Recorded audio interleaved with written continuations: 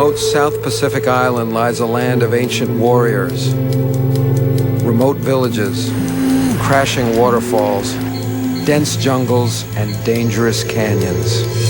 Here, 300 modern-day warriors will embark on a mission of a lifetime. In teams of 4, they will attempt to traverse 300 miles non-stop through daunting jungle and demoralizing conditions. To have any hope of finishing, they must be equal parts competitor, adventurer, and explorer.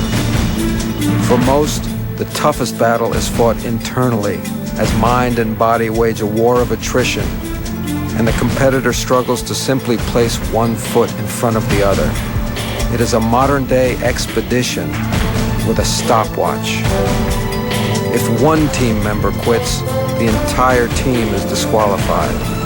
81 teams will begin this journey of a lifetime. Only 10 teams will finish. This is the most difficult race in the world. This is Eco Challenge Fiji.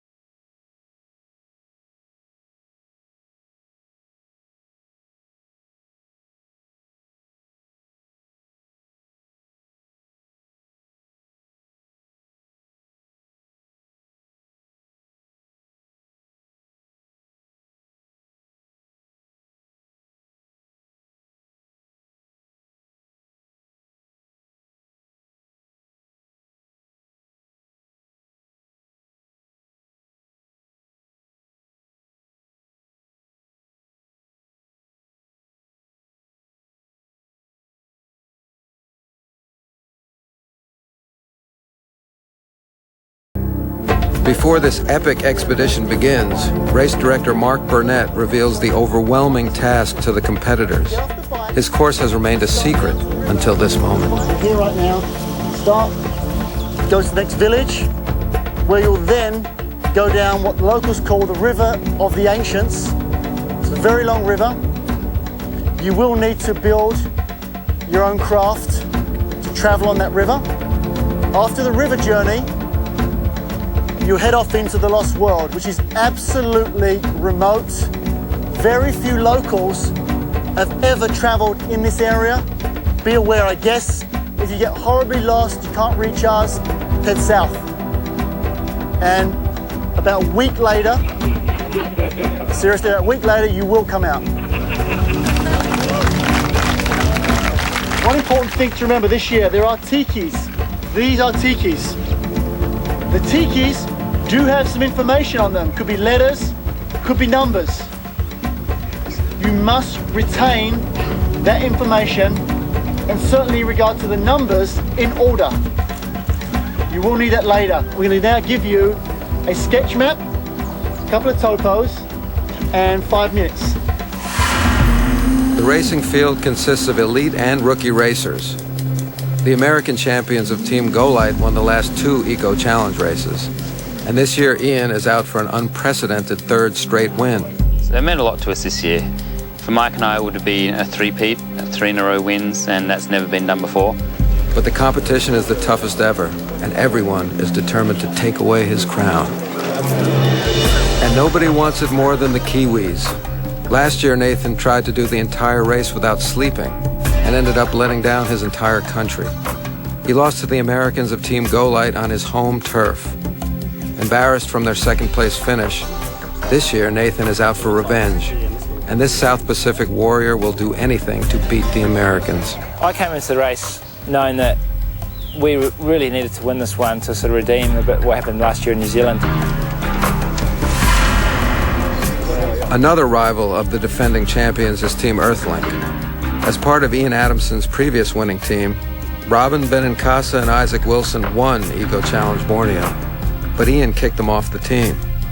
They failed to crush Ian's new team in last year's New Zealand race. But this year they're back with a vengeance. And that puts more pressure on Jason, their rookie navigator. I was pretty worried about the navigation. That was compounded by my teammates, saying, Jason, we gotta be on this, really counting on you. Particularly Isaac and Robin, who have raced with some of the best navigators in the sport. It put a lot of pressure on me, and I started feeling it. That's the tiki. Widra Creek is a tiki? Yeah. 475. Oh, wait. Team Mad River is composed of 4 reality TV stars, but they are Eco Challenge rookies. We went to a briefing and Mark Burnett pretty much told us that this is going to be different from other ecos because there's going to be so much less help. And that scared me because talking to other people who've done ecos, they're like, he's never said that. It's always been considered a very safe race. Ethan won Survivor, but he's about to find out that this isn't a game. Here in the Fijian jungle, he's playing for real.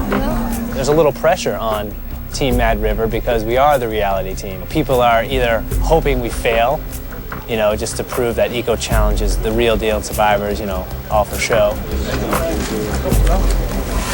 The Smirnoff Ice Playmates are 3 Playboy centerfolds led by an Alaskan mountain man. We want to go out there and prove that we are a serious team. We're not just playmates.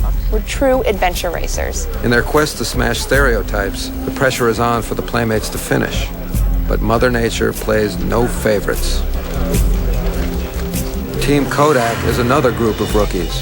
Hayden Christensen played Anakin Skywalker in Star Wars. So I'm trying to just sort of go in with, no preconceptions of what's going to happen to me. With his brother and sister by his side, this movie star has walked right off a movie set and into the lead role of an epic, real-life adventure. After an intense year of training, these athletes' 10-day odyssey is about to begin. 5, 4, 3, 2, 1,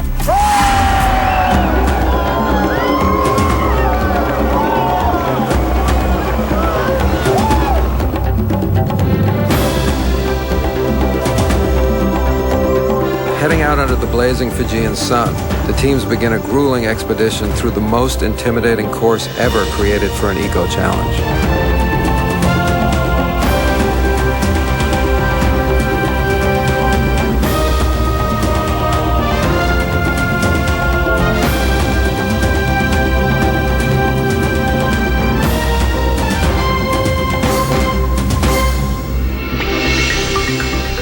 When we started the race, it was on a nice open river valley, so all the teams could run. So we all ran off into a very steep and beautiful canyon, slot canyon, with a river running through it. Only option in a lot of the canyon was to jump in the water and swim through it. So we're swimming upstream against a hard current in a very narrow canyon. Lots of teams crowded together. We get to this huge canyon, and you're going upstream against the current, and these rock walls are just 600-foot canyon walls. I was thinking, this is amazing, this whole experience. We're pushing our packs ahead of us, and you're like rock climbing sidewards because you're pushing your pack and you're trying to grab the rock and pull yourself forward.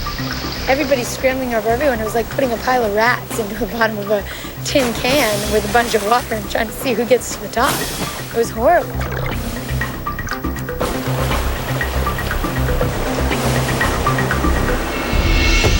We took off up the canyon just like we know how to race. That's kind of how we race, and all the lead teams were with us, and it seemed like a fairly normal start to a race to me. Well, for the first team to get to the first navigational decision of the course, which was a canyon that we had to make a right turn and head up this canyon up and over the hills.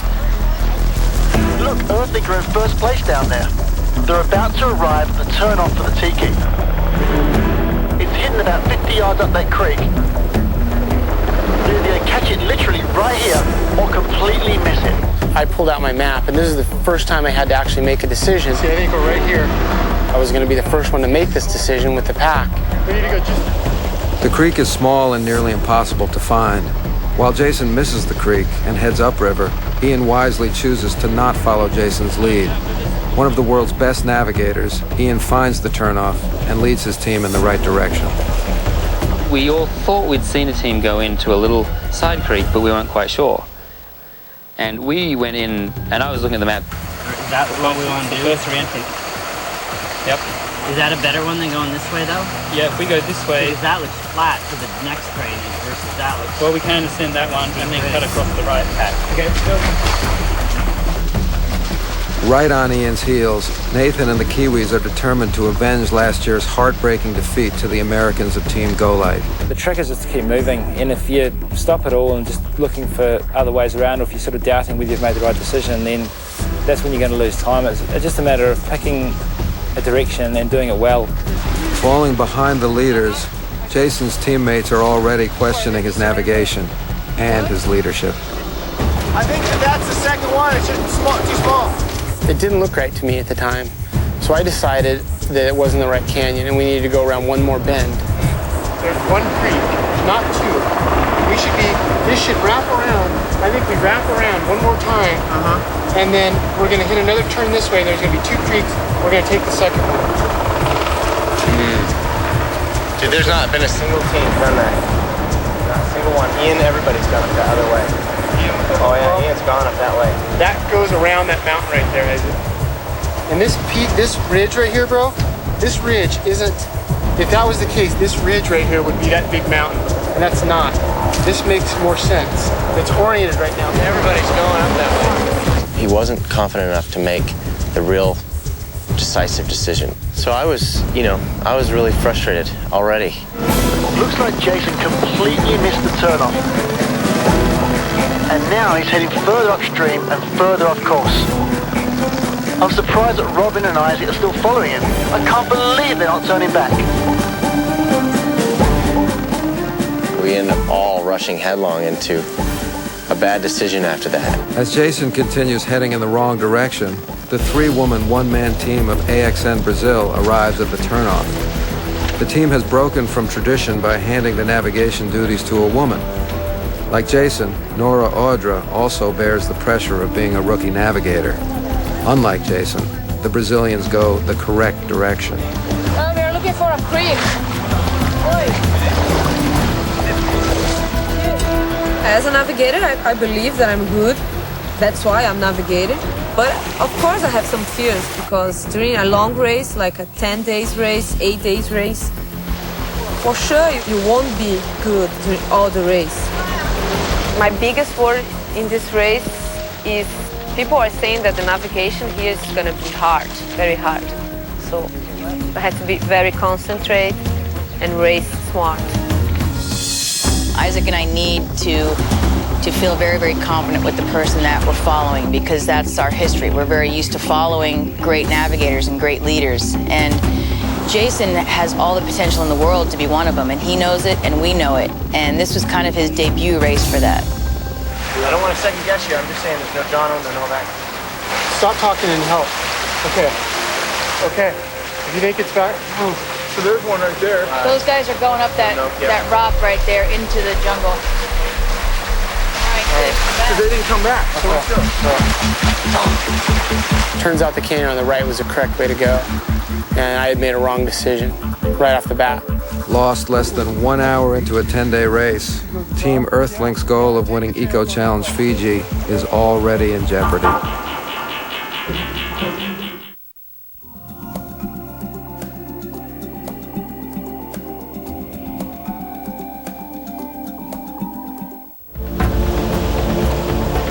Jason's navigation mistake has already put Team Earthlink far behind. Even farther behind, the Playmates haven't gotten lost, but they are having to contend with another problem. Well, in the first 30 minutes of the race, I slipped, cracked my ankle so hard.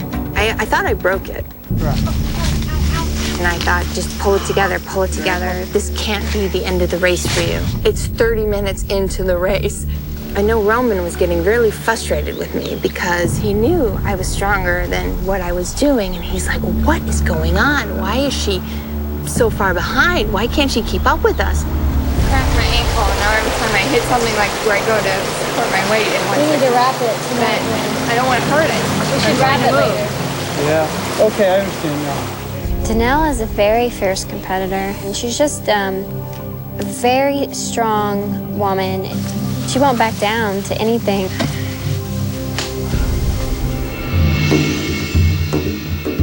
Although the playmates are already far behind the leaders, actor Hayden Christensen's team is moving at a snail's pace and has slipped to last place.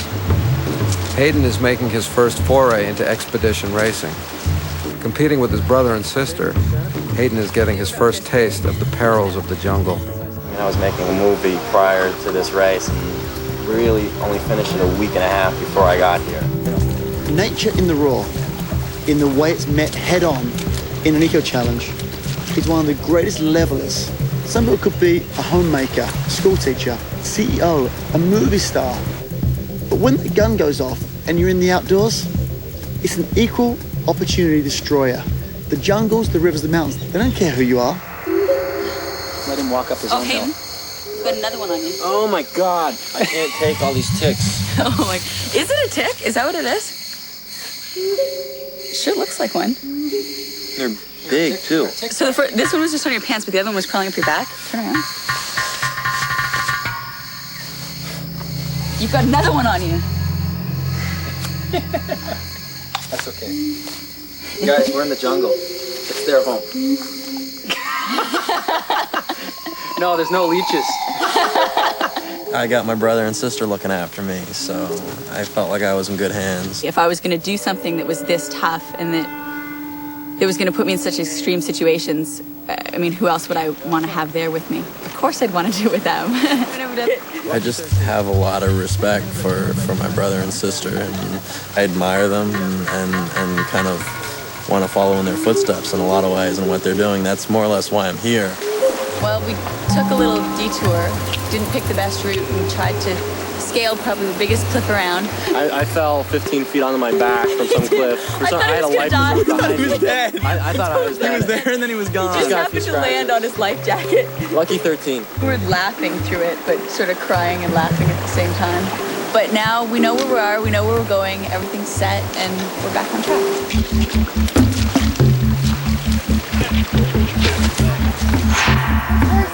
The four reality TV stars of Team Mad River are facing their first reality check.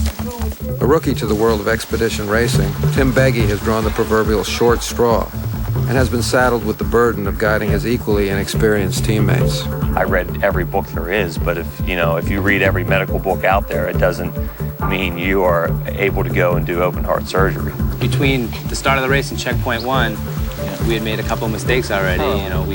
Navigationally, we missed the right turn. I think we've gone to here. What? You've gone to where? To here? Look at all this open space. Look at all this clearing. It's just going to happen the whole race. This is how hard it's going to be. We're going to be stopping every 10 minutes, looking at a map. See anything up there? I don't know jack about navigation. And so it's not my business to say, God, can you figure out where the hell we are? We just walked by it, I guess. We walked by the turn to get to the tiki. And by that time, we're spread out with maybe 3 or 4 other teams. So that should have been a hint that we weren't on the right track. Do you know where we are on this river, Tim?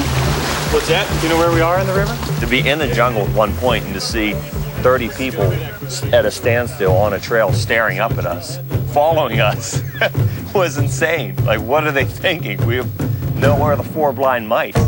Guys, quit yelling at me! You know that's going to be on the promo. Stop it! Stop yelling! Tim, where are we? Where are we? Where are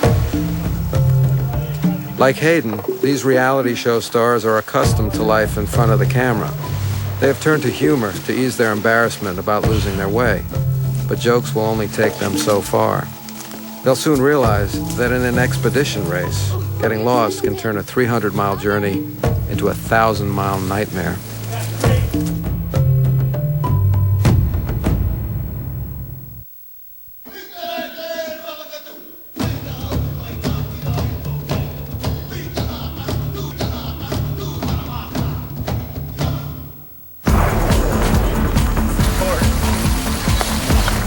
While the competitors at the back of the pack are still at the beginning of their jungle trek, the leaders emerge from the jungle in a small village.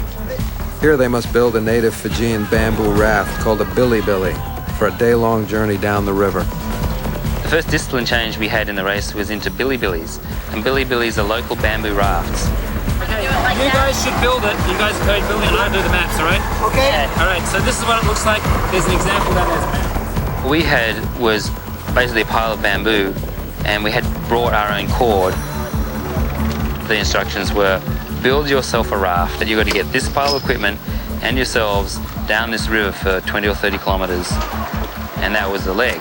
And at that point, we were given maps for almost the rest of the race, to all but the last leg. The three-woman Brazilian team has managed to remain with the lead pack. In their last Eco Challenge, they were content to merely finish. This year we came to finish in top 10. We wanted to move quickly to build a billy-billy because we didn't want to miss time in the transition. We watched the Fijians build a billy-billy and we tried to do the same. So as we started to build the boat, I was cutting like the rope in parts. And as I was trying to cut as fast as I could, like I just cut my finger with the knife. I just cut my finger as I was like cutting the cord. Yeah, I think it's in a... Looks like someone got hurt here. You see some blood? No, I think it's Nora's blood. We did this very weak billy-billy, very fast. I think we had the best transition time. The billy-billy is ready to go. We made the more simple billy-billy we can, and we put in the water, and and we try to don't fall in down. The Brazilians' haste to get through the transition comes with a price. Without medical attention, this tropical jungle can turn what seems to be a minor cut into a serious infection in a matter of days.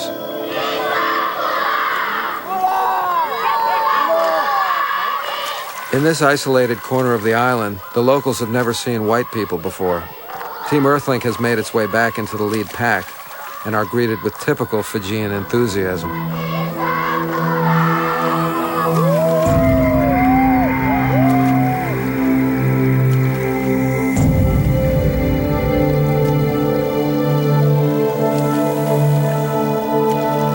What began for these teams as a chance to get off their feet now becomes a tedious day-long journey on a flimsy, primitive craft that barely floats. The back of the pack teams are unaware that they will be spending a cold and wet night on the river.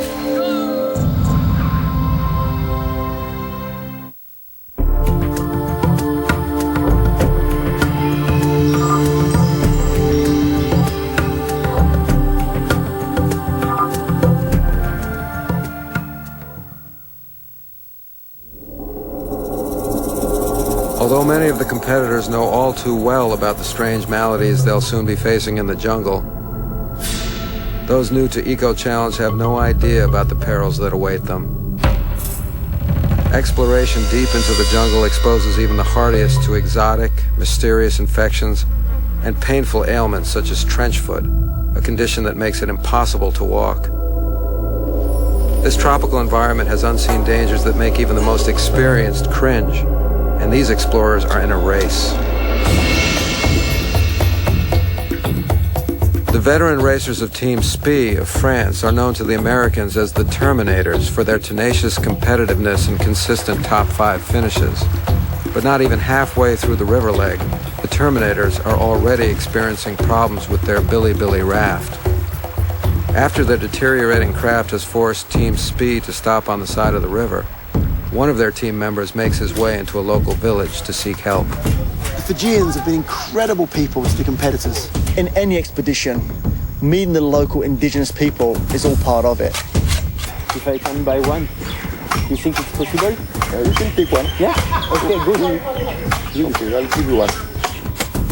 We think we need another paddle because bamboo is not enough efficient. We look for better material. In adventure race, it's really important to adapt and to be reactive when the situation need to change something. Eager to help, a villager works to create a crude paddle while others rebuild Team SPI's crippled raft. We are not enough strong to make a billy-billy. So our Bilibili was not very good. So we prefer to make another more efficient. I hope.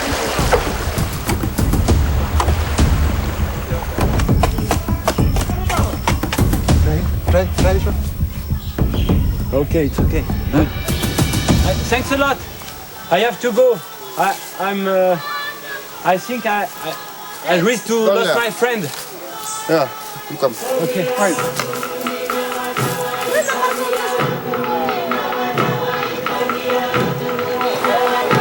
On an expedition of this nature, race rules allow teams to ask for help from the villagers as long as it hasn't been prearranged.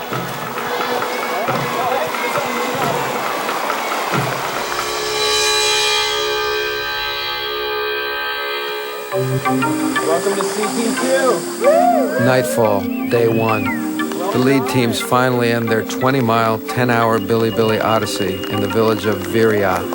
At the end of the Bilibili, we had to deconstruct our Bilibilis again. The bamboos are very, very heavy. They're very big. They're up to 6 or more inches in diameter.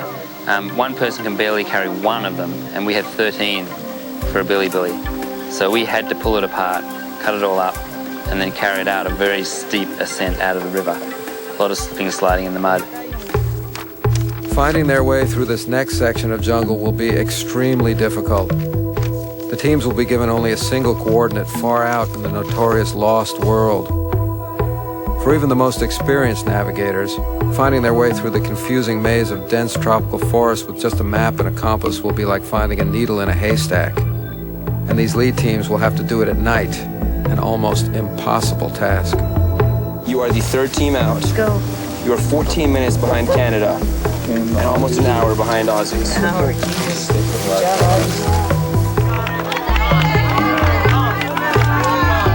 I'm pretty sure I know where we're at right now. So that'll make Robin feel good. So we don't need to stall and wait for the cavalry.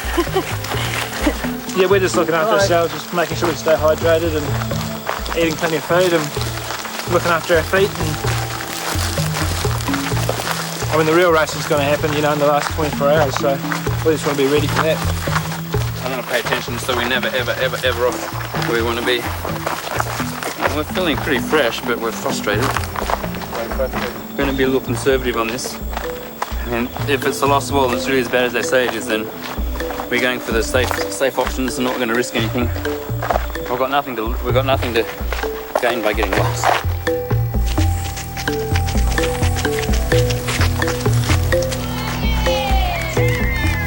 The expedition racing elite are now more than 30 miles and 12 hours ahead of the rookie teams. Racing neck and neck, the leaders will soon be some of the first humans to venture deep into the ominous darkness of the dense Fijian jungle.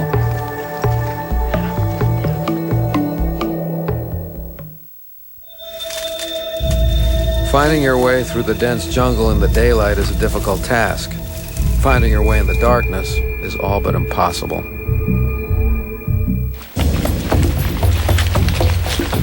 Sacrificing distance for efficiency, the lead teams have chosen to run several miles on a primitive road rather than head straight into the jungle. Although a longer distance, the road provides a much safer navigational choice. Those who cut directly through the jungle risk getting hopelessly lost. Sure enough, right before we got to the critical phase of this trek, everyone caught up, and so now pretty much all the lead of the race. This is it. Everyone's together right now. Go Light's right behind us too. Are they? Yeah. We started off this leg in third with a little bit on pretty much all the teams we have here. One of the teams was ahead of us, and we felt pretty good about this leg. We took off, but we knew all these guys were going to be chasing us down. Sections like the Lost World are really the meat and potatoes of adventure racing. They define and separate out people who can and can't navigate, and can and can't make decisions, and can't work together as a team. Inevitably in those sections, even the best teams were going to get lost at some point. After running a half marathon with full packs, the lead pack begins to split up. Each team must decide on their own where it is best to leave the security of the road and head straight into the ominous jungle. And Jason is a competent navigator, but he had the same problems with the navigation that he did with his team, and that he didn't have the confidence to take charge of his own decision. Let's make a decision and do it. Come on, guys, let's let Jason make a decision. Look, How far did they get? We could follow him through the bush, but it's risky. I know for a fact we can take the road and be there in a reasonable amount of time. What do you guys think? How long is it on the road? It is It's longer, bro. 3 kilometers. Longer? No, it's 1 kilometer longer. This way is 2 kilometers, that way is 3 kilometers on a road. This is maybe a mile an hour if you're a kilometer an hour, dude. If it's like this. Well, if you don't mind losing these guys, I mean, if you feel confident about the rest of the navigation. I mean, I'm not that I don't trust you, dude. It's just that these guys set the pace, and we're good. Well then, okay, fine, let's bushwhack then. You guys want to bushwhack, let's go bushwhack. I'm not going to argue. Well, if we're bushwhacking, we're going that way, because that's north. Well then, so you're saying we're not going to follow these guys? I'm saying we're not going to follow those them? guys. Then, no, I'm not going to follow those guys. We don't even know those guys. The South African guys. If we're going to follow them, we're following Ian or John Jacoby. And they're both going. And they're both going off that way, dude. Which is those guys are going off in the wrong direction. I say. And those guys want the right direction. I say we're taking the road. All right.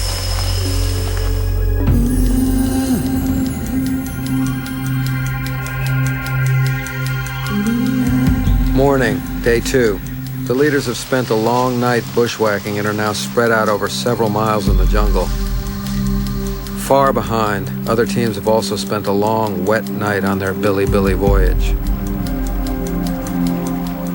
The novice racers of Team Lupus have adopted a military style of team leadership, an approach that has failed for many teams in years past. Scott, he was ex-military. I'm ex-military. And you have Pete, he's in the police force. We have an understanding of how things work. You have a chief and your Indians, you know? I'm the chief. Well, Maurice is the captain, but Maurice lacks the ability to really push this whole team and keep them together. And I'm going to try to will them in to do that. Okay? Again, make sure you check the tiki by the flag. Make sure you check out with Lucy over there, okay? No, actually, Diane, I'm going to show you real quick on this map where we're going. I'm not going to pull the other one up, but just to give you an idea. Before we headed out of there, there was a sort of a little disagreement on the team. I was under the impression that when we got to that transition area, there was a tiki going to be there. I thought I heard there was a tiki. Pete, from my understanding, thought he heard it too. Diane knew she heard it. Scott knew he didn't hear there was a tiki at the Billy drop-off. So there was a stalemate there. And we took off, and I said, when we were leaving, did you get the information off the tiki? And Scott said, no, there's no tiki there. And I said, I'm pretty sure there is. And Pete said, well, I remember hearing, the other team saying something about the tiki. And he said, there's not one there. You're wrong. And that was it, and there was no more discussion of it. Hey. And we discovered later, there actually was a tiki there. We missed it. We didn't get the number off of it. Diane didn't understand that this was going to be a military type of approach, and that it was going to be one person giving the orders, and that we were going to follow no matter what Scott said. In the military, people don't have a choice. You have to fall in line, and you have to do what your superior tells you to do. But this is, like a benevolent dictatorship, or it should be. And really, it shouldn't even be that. This should be a team, and we should be working together as a team. We should be supportive of one another, not breaking each other down. And decisions need to be made by the team, not one person saying, this is how we will do it. While some are just entering the lost world, others are already falling victim to its sinister disposition. An urgent radio call comes from Team Explorer. HQ, and we have another individual on our team has a really bad ankle injury. Though the injury isn't life-threatening, the dramatic rescue is a different story. The helicopter is unable to land, and a rescuer must be lowered to the victim. The pilot has no room for error as the rotor blades turn dangerously close to the jungle canopy.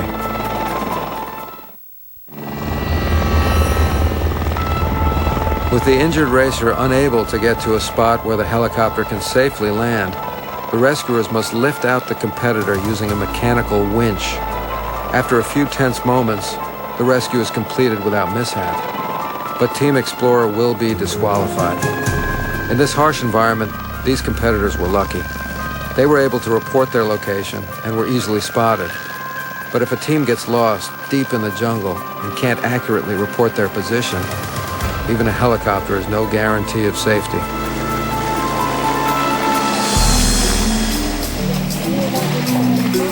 Tied for first place, Jason and Team Earthlink now face the most difficult section of navigation ever in an eco-challenge. Having given in to the will of his teammates, Jason is now following Novak Thompson, the more experienced navigator on the Aussie team. We're hiking out of PC3, you know, I have our route picked out, and we're with Novak, we're with the Aussies. We're with one of the best navigating teams in the world, you know, with Novak and John Jacoby on it. We start up the canyon and we turn on the right ridge, everything's going great. You know, we're traveling with the Aussies, we're in first place, and we have to decide whether to go off the left side or the right side. Well, Novak, the Aussie navigator, decided to go off the right side. Jason says, you know, Jason's saying, no, this isn't right, this isn't right. Novak, you think that we're over on this ridge farther north? He wasn't speaking up very loudly about it, though, at first, and I think that was basically because of what had happened the day before. And I had made a wrong decision right off the bat. It wasn't a real critical decision, but it kind of set a precedence for the rest of the race, for the way my team were interacting with me and how I was navigating. And I'm like, you know, maybe this guy knows something I don't know, but, you know, we need to be going south, not north. You know, I'm like, all right, okay, you know, it doesn't really sound right, but, you know, I'll go with it for a little bit. Well, they just bolt down the mountain, and Robin and Isaac both followed them. Well, the trail never turned.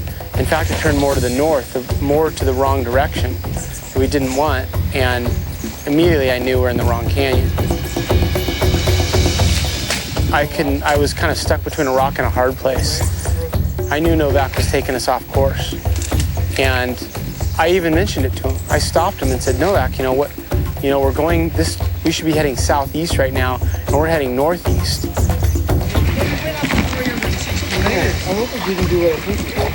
I think what we did, when we got up here, instead of going a little bit south to enter this, we went kind of over in this area and ended up getting stuck in this canyon. I think we're right. He wouldn't really listen. He wouldn't have any of it. He just kind of took off. Well, there's nothing we can do. We're committed now. We can't get back up that hill. I think it shattered Jason's confidence a little bit to know that he wasn't our sole source of navigation information. I think that he started losing a little bit of confidence, a little bit more confidence, and I think most of it was within his own head. I was telling him the entire way down the canyon, this is the wrong way. From the very top, they knew I thought we were going the wrong direction. So based on that, they finally, when I finally convinced Novak we were going the wrong direction, you know, they were like, that's when they said, oh shoot, I guess Jason's right. This is what I think we did. We were right here on the other side of this knoll, almost to top out on that ridge line, okay? You think we're on Wyasa Creek? Yeah, I think we're here. Would it be better to head back up? Going this way north. Oh, but remember how steep that thing was that we came down initially? We don't want to go up. We're not going to be able to get up that, dude. Where does this thing originate from? Find this bridge. Blindly following. Yeah. Well, Robin, what the hell? You guys, I know. You know? We're not blaming you, Jason. No, we're not Nobody, I know, the but team is to blame. I'm actually a little pissed. Well, yeah. You know? Well, everybody. Well, you know, if Jason, if you had said, hey, I feel really strongly about this guy's stop, we would have. I knew if I told my team, hey, we're going the wrong direction, we're turning around, they would have said, nope, we're not going to do it. It would have been a mutiny. And that's about the time we realized that we weren't in the right canyon. And we're committed. And it was probably the most dangerous part of any adventure race I've ever done. You know, it was unbelievable. We came up to this waterfall, and it was massive. It was easily 40 foot high.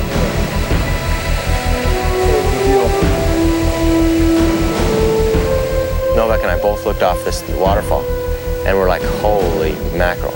You know, this thing is huge. And everybody was just horrified. Pretty tense up on that waterfall. It was a moment where we had to choose between, do we jump with the potential of breaking somebody's ankles? And Novak made the decision right there. He wasn't going to wait, because if he waited and gave people the opportunity to look at that waterfall, both of our teams were done with the race. We're just going to sit there, be paranoid, terrified, and call for rescue.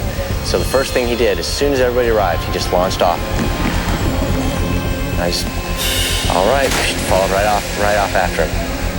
The fear of that jump was something very primal. God knows what was down there. You know, who knows if there were some sharp rocks immediately beneath the surface that we couldn't see. I'm